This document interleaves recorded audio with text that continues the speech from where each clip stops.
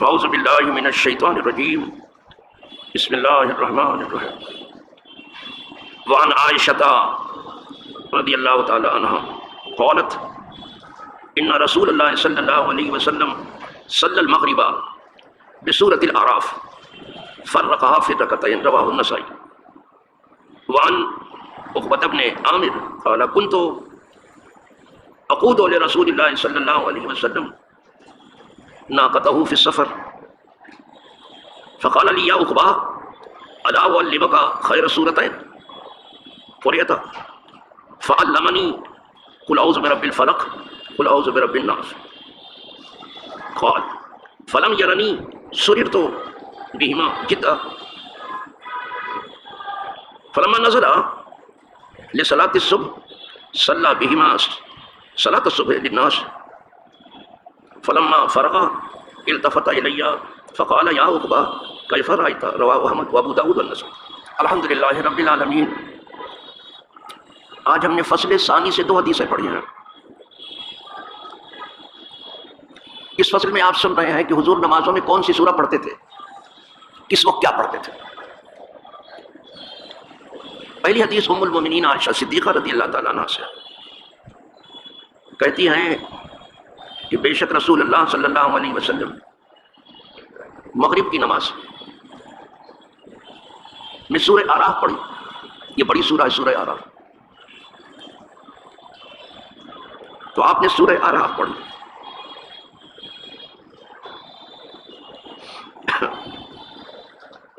فرقها فی رکعتین، اس کو تقسیم کر دیا سورہ اعراف کو 2 رکعتوں. مغرب میں عام طور پر چھوٹی سورہ پڑھی جاتی ہے، لیکن حضور نے کبھی مغرب میں بہت بڑی سورہ بھی پڑھی ہے، یہ بتانے کے لیے کہ مغرب کا وقت بڑا ہے، اس میں سورہ اعراف پڑھی جا سکتی ہے. کچھ لوگ سمجھتے ہیں کہ بس مغرب کا وقت وہی ہے کہ اس میں نماز ہو جائے. نہیں، مغرب کا وقت بڑا ہے. اس کا اندازہ عام طور پر 1 گھنٹہ 15-20 منٹ سے الگ الگ زمانوں میں کیا گیا.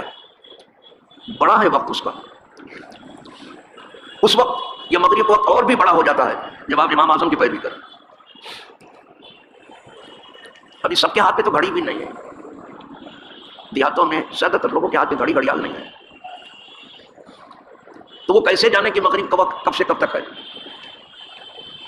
تو سورج غروب ہونے کے بعد جو سرخی آتی ہے اس کو شفق کہتے ہیں عام طور پر یہی کہا. لیکن امام اعظم فرماتے ہیں مغرب کے بعد جو سرخی آتی ہے وہ شفق نہیں ہے. امام اعظم فرماتے ہیں بلکہ جب سرخی بھی غائب ہو جاتی ہے تب سفیدی آتی ہے. جب سفیدی بھی غائب ہو جائے تب مغرب کو ختم. تو یہ سفیدی جب کافی دیر تک رہتی ہے سرخی غائب ہونے کے بعد، تو اگر وہ شفق ہوئی تو مغرب وقت کافی بڑا ہوا. اس میں سورہ اعراف پڑھی جا سکتی ہے، خصوصاً جب پڑھنے والے حضور ہوں. پھر کیا کہنا پڑھنے کو. اتنا خوبصورت پڑھنے والا پیدا ہی نہیں ہوا، کسی معنی نہیں پیدا. صحابہ خود کہتے ہیں کئی آیتیں حضور پڑھ جاتے تھے، کہتے تھے ہمیں لگتا تھا کہ اور پڑھیں حضور، کچھ بوجھ ہی نہیں آتا. اب جب یہ حدیث آئی کہ مغرب میں اور سورہ اعراف 2 رکعتوں میں، تو ذرا شوافی کے لیے مشکل ہوا. تو بعض شوافی نے یہ کہا کہ جب صحیح وقت پر نماز شروع ہو گئی اور پھر وقت سے آگے بھی بڑھ گئی تو نماز ضرور سے مغرب کی ہی وقت. بعض نے یہ کہا کیونکہ ان کے یہاں شفق ہی تک ہے، معاملہ سرخی تک ہے. اور بعض نے یہ کہنے کی کوشش کی کہ حضور نے سورہ اعراف کا بعض حصہ پہلی میں پڑھا اور بعض حصہ دوسری میں پڑھا. یہ ان کی بات. لیکن ہم کہتے ہیں پوری سورہ بھی پڑھی جا سکتی ہے، جیسا کہ امام اعظم کا مسئلہ ہے. الحمدللہ ہمارا امام بہت بڑا امام ہے، اور اس بڑے امام کی باتیں بھی آپ تعصب و تنگ نظری سے بالا تر ہو کہ جب بھی خدا کی قسم دیکھیں گے تو آپ کی آنکھیں پھٹی کی پھٹی رہ جائیں. کوئی وہ بعض اہل کوفہ کہہ کے گزر نہیں سکتا ہے. اس علم اور تنگ نظری سمجھیے.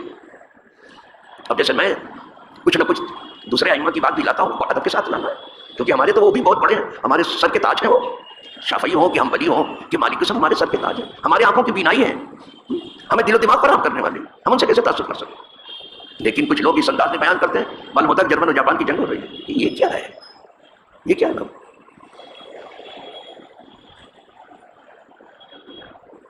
ایک حدیث تو ہو گئی. دوسری حدیث جو ہے یہ عقبہ ابن عامر سے، یہ بہت بڑے جلیل القدر صحابی ہیں.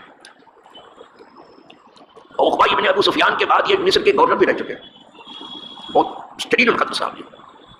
اب ان کا واقعہ سنیے. وہ کہتے ہیں، یہ دوسری حدیث ہے، کنت اقود لرسول اللہ صلی اللہ علیہ وسلم، میں حضور کے اونٹنی کی مبارک نکیل تھام کر کے چل رہا تھا. یہ پیدل چل رہے تھے، حضور اونٹنی پر سوار تھے. یہ ادب ہے صاحب، نکیل پکڑ کے یہ چل رہے تھے. اتنا بڑا ہوتا رتبہ، سب کچھ، کافی دل و دماغ رکھنے والے، اور یہ سب حضور کی دعا کی برکت تھی. تو کہا میں اونٹنی کی مہار پکڑ کے چل رہا تھا حضور کی پھر سفر کے اندر. فقال علی یا عقبہ، تو سرکار نے فرمایا اے عقبہ، کیا میں تجھے نہ سکھاؤں؟ وہ تو بہت اچھی صورتیں جو پڑھی جاتی ہیں، کوئی بھی خدمت کرتا تھا ذرا بھی تو حضور اس کا سلا دیتے تو تھے. کہا کیا دو بہت اچھی صورتیں جو پڑھی جاتی ہیں وہ تجھے میں نہ سکھاؤں؟ اب ظاہر ہے جب حضور کہیں سکھاؤں تو تب جلدی سکھاؤ. انہوں نے کہ حضور بالکل سکھائیے. کہتے ہیں فعلمنی قل اعوذ برب الفلق قل اعوذ برب الناس. تو حضور نے یہ دو سورہ مجھے سکھائی، قل اعوذ برب الفلق قل اعوذ برب الناس. دونوں چھوٹی سورہ ہیں، یہ سکھا دیا.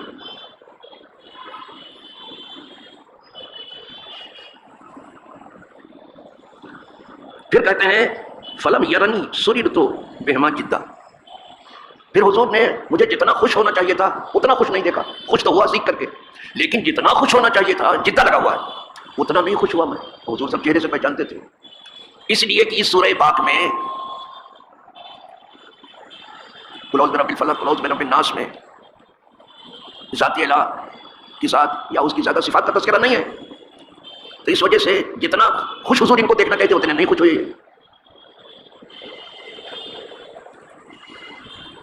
اور جو چہرے کو پڑھنے والے ہیں وہ کسی کی زبان پر زیادہ بھروسہ نہیں کرتا، بلکہ اللہ والے تو یہ کہتے ہیں کہ میرا حال کیا پوچھتے ہو، مجھے دیکھ لو بس. کہتے حال مت پوچھ، حال مت پوچھو، ہمارا چہرہ دیکھ لو. چہرہ سب کچھ بتا دیتا کہ کیسا ہے، خوش ہے کہ نہ خوش ہے.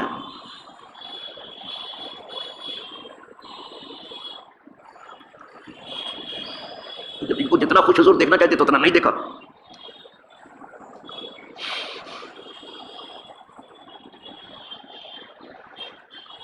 فلما نزلا، جب حضور سفر کرتے کرتے، رات کا سفر کرتے کرتے صبح کی نماز کے لیے کہیں اترے.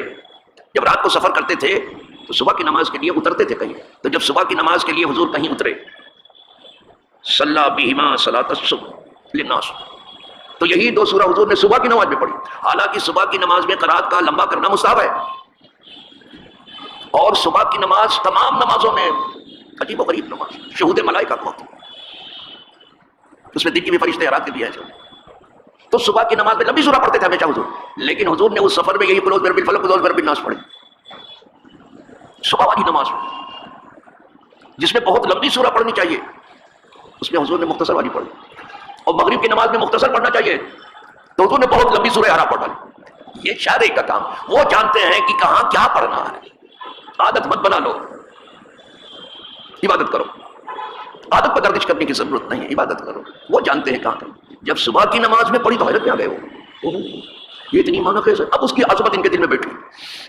عقبہ کے فجر کی نماز میں حضور قل اعوذ برب الفلق حضور، اس لیے اس میں حکمت ہے. جہاں یہ دونوں سورج، کیسا ہی جادو کسی کے اوپر کیوں نہ پڑھ کے دم کر تو ٹھیک ہو جائے گا. موت ہے قل اعوذ برب الفلق قل اعوذ برب الناس، کیسا ہی جادو ہو، کہیں بھاگنے کی ضرورت. اسی طرح یہ دونوں سورج جو ہے، جو آفات و بلیات ہیں سفر میں زیادہ پیش آتی ہیں، ان کو دفع کرتی ہیں. تو تھا یہ سفر، اور سفر میں جلدی بھی رہتی ہے تو ایک تو اس کا فائدہ ملا، چھوٹی سورہ ہے. دوسرے یہ کہ آفات و بلیات کا سفر میں زیادہ سامنا ہے. بلکہ پہلے تو کہا جاتا تھا سفروں کا سفر کرنا یہ جو ہے جہنم میں جانا ہے. جی صاحب، آج اتنی آسانی کے باوجود بھی سفر میں آدمی چور چور ہو جاتا ہے، اتنی آسانی ہونے کے بعد بھی. اس لیے کہا کہ سفر سفر کی طرح جہنم کی طرح، تو وہاں آفات و بلیات کا سامنا. تو یہ دونوں سورہ پڑھو کوئی آفت نہیں آئے گی، کوئی بلا آپ کے قریب نہیں آئے گی. اس لیے پڑھا یہ پڑھی آپ نے دونوں سورہ فجر کی نماز میں. اس کے بعد کہتے ہیں، یہ عقبہ ابن عامر کہتے ہیں،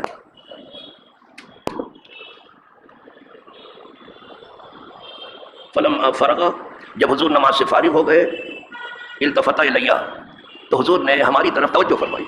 کیا قسمت ہے، اب حضور نے ہماری طرف توجہ فرمائی. فقال یا عقبہ، فرمایا اے عقبہ، کیف رأیت، کیسا دیکھا تو نے؟ تو سمجھتا تھا کہ یہ کیا سورہ ہے؟